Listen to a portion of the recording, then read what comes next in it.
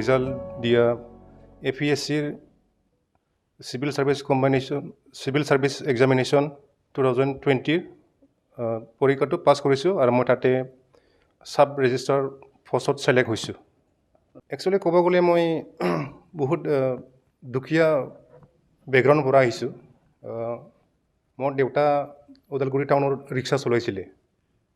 তাৰপিছত দেউতাটো ঢুকি গ'ল 2010 ঢুকিছে আৰু মোৰ মা বজাৰত চব্জি বেচে। ফেমিলিৰ পৰা মই ইমান ছাপৰ্ট পোৱা নাই। মই নিজে কষ্ট কৰিছোঁ। মা দেউতাও মোক কষ্ট কৰি পঢ়াইছিলে আৰু মই গ্ৰেজুৱেশ্যন কৰাৰ পিছত মই এনেকৈ চাকৰি চেষ্টা কৰি মই এতিয়া Indian Oil Corporation Limited Bongaigaon ৰিফাইনাৰীত চাকৰি কৰি আছোঁ।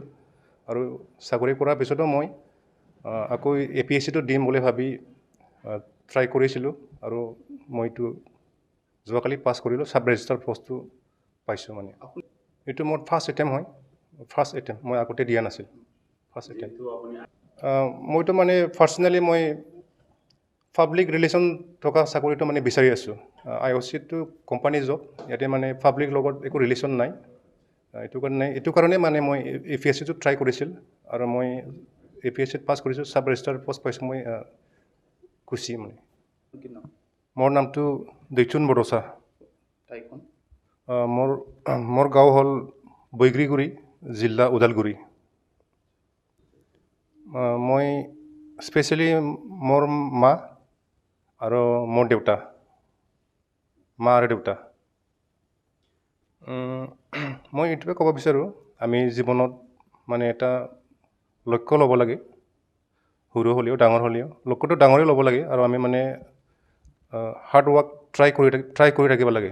মানে যেতিয়ালৈকে আমি লক্ষ্যটো নাপাওঁ মানে আমি অলৱেজ মানে আমি চেষ্টা কৰি থাকিব লাগে।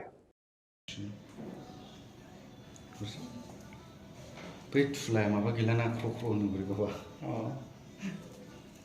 बेसे बस